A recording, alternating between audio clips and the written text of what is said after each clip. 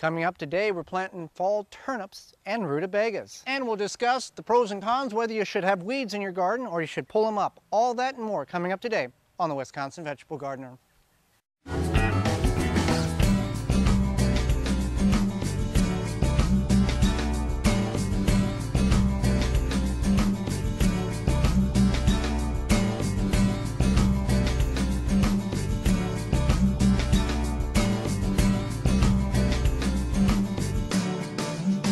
Wisconsin Vegetable Gardener is sponsored in part by, for all your non-GMO, organic and heirloom vegetable, flowers, and herb seeds, visit dollarseed.com.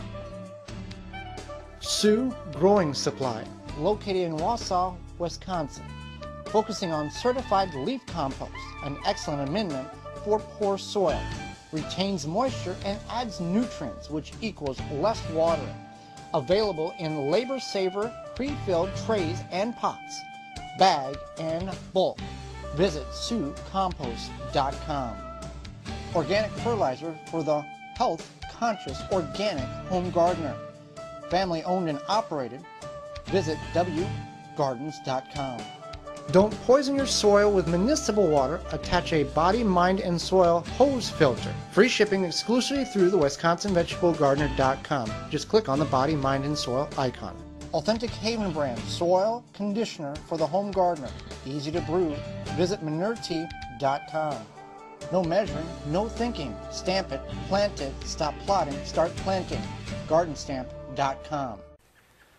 Welcome to the Wisconsin Vegetable Gardener. I'm Joy Baird. We are in our bed 19 of our raised berm garden where we're going to plant some fall purple top turnips and some rutabagas. Now the two things you want to know about turnips and rutabagas are, one, the turnips take 60 days, and two, the rutabagas will take 90 days. Now the advantage to these two vegetables, root crops, is they do taste sweeter and they can handle cold more than your tomatoes or your peppers. These are cool weather crops that you can plant very early in the spring or as now, so you can get a late fall harvest of them. So what we have done here, we've worked this bed that was fallow.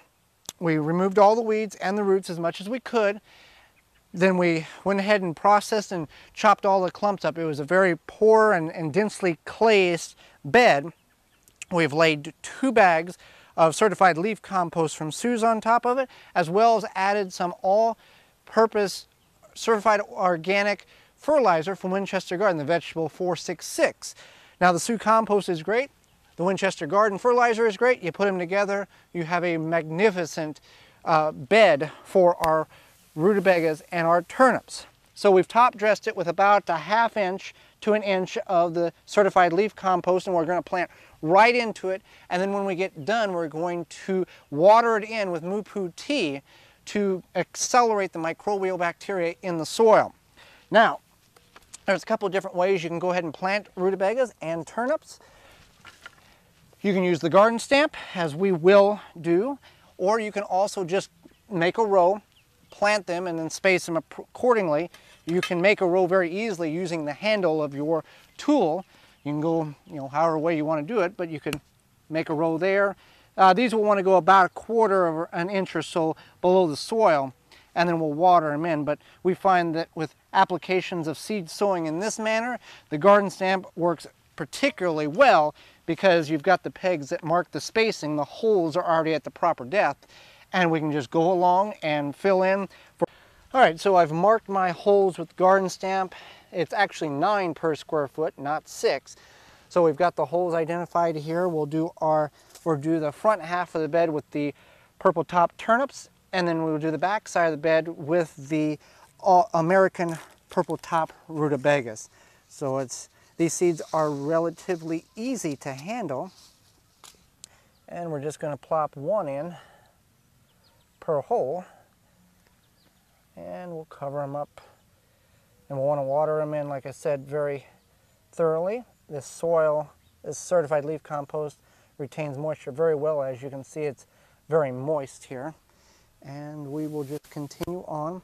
And if you do happen to get more than 1 in a hole and they germinate, you can always extract 1. So I'm going to get this half of the bed planted, and then we'll move over and plant those rutabagas. All right, so we've got the upper portion of the bed done with turnips, 9 per square foot. I'm just going to take the rake, and you can fill in the hole, you know, with your hand if you want to do that.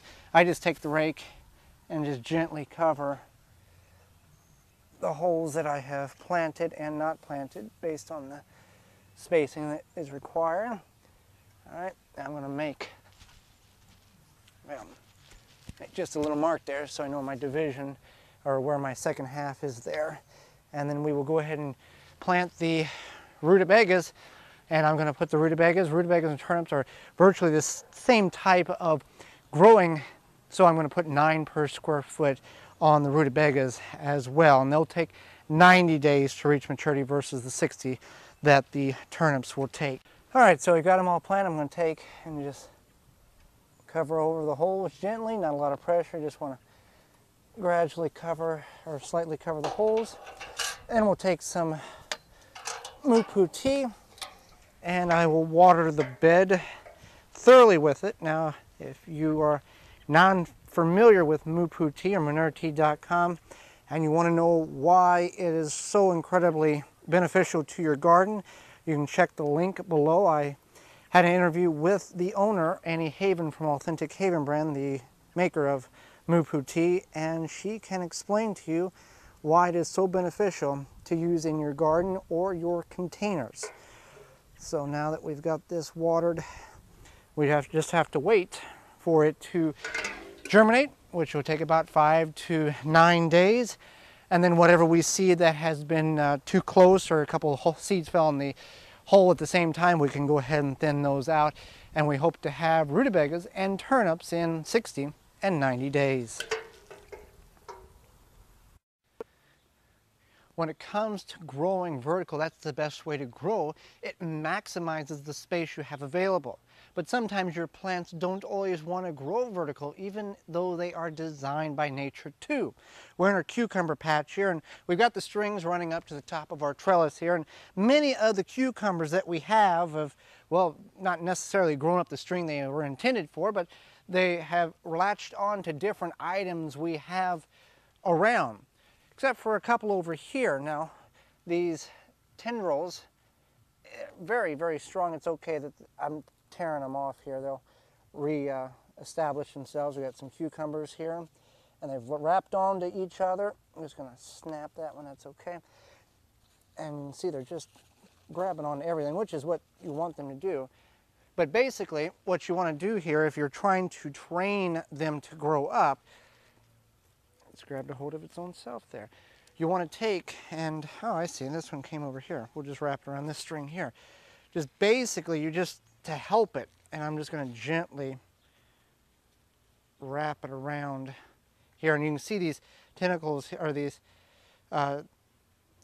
tendrils here, are already kind of curled. So what I'm going to do is I'm going to gently assist them to wrap around that string. And you can see it's already holding itself.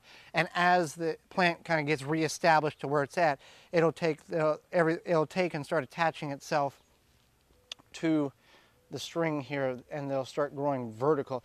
Now, cucumbers are real easy.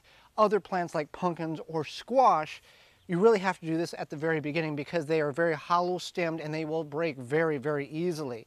So at that point, as we have some on the low end of the garden, we're just going to let them sprawl, and if they do attach themselves to some of the homemade trellising that we have, then that's fine. Otherwise, we're just going to let them go, because if we start maneuvering them, we have a very, very good chance of breaking the vines and then ruining our chances of having productive fruit.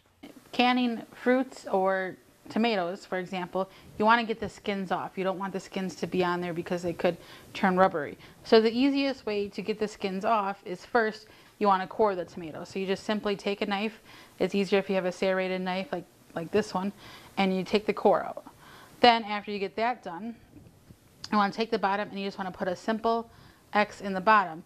And in just a moment, you'll see why it is so easy to get them peeled. Okay, so we cut the slits in the bottom, and what you're going to do is you're going to get some boiling water, and you're just going to place your tomatoes in there, and they really only need about 30 to 60 seconds in this hot water here. And then after they've been in there for about a minute, then you just get them right into an ice water bath. And then you'll be able to peel the skins right off. Okay, so then it's been about 30 seconds to 60 seconds, and you just get them in your ice water bath right away.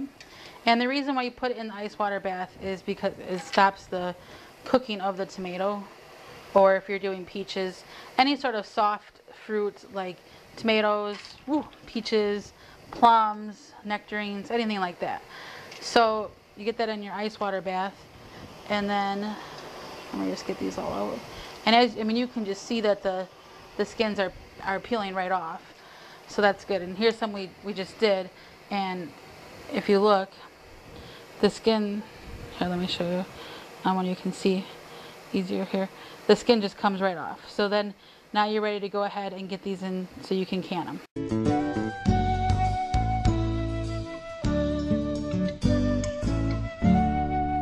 So should you pull the weeds out of your garden, or should you leave the weeds in your garden? You people fall on both sides of the fence on this particular topic. Now we're in our potato patch here, and we have left some of the weeds in our garden. As you can see, the wind blowing the seed pods from these thistle bushes. For two reasons we left those weeds in our potato patch. One, we ran out of time, and it became very difficult to pull those weeds because the soil became dry. And two, we weeded this portion because our local ABC station comes and does a garden segment with us, and we wanted to look somewhat nice for TV. So do you want your garden to be pristine, magazine cover beautiful, or do you want to let it go and let the native weeds grow as they would in cooperation with the vegetables that you're growing? Well, we left these weeds in the garden, and as we noticed, a lot of insects, aphids, were attaching themselves to the thistles versus our potatoes or our tomatoes. And they had an infestation of aphids in a couple of different locations in the garden. So by leaving at least some weeds in your garden, bugs will be attracted to those plants and will eat the weeds and not bother your vegetables that you're working very hard to grow. The downside to leaving the weeds, it could shade out some of those vegetables that you're trying to grow. But on the other hand, it can also shade the soil to prevent evaporation from the sun on very hot days. So it's a decision that you have to make on a personal level, and the type of weeds that you are allowing to stay in your garden. For example, lamb's quarters can be very invasive. It's also known as goosefoot, and it is a plant that can be edible. You can make pesto out of it. Native Americans used it for a lot of different cooking applications. Milkweed, on the other hand, can be very invasive as well. So it's something that you need to decide what you want to leave in, what you don't want, and how much work you want to put into your garden by weeding it or letting it go and letting the strongest plants, those that you have planted, thrive, and then you can save seeds from those and carry those traits on for year after year. So leave the weeds in or pull the weeds out, personal preference, but you need to look at both sides, the pros and the cons to that question. Thanks for watching. I'm Joy Barrett. Join us next time for more organic gardening and food preserving. This has been the Wisconsin Vegetable Gardener. For more information, please visit thewwisconsinvegetablegardener.com.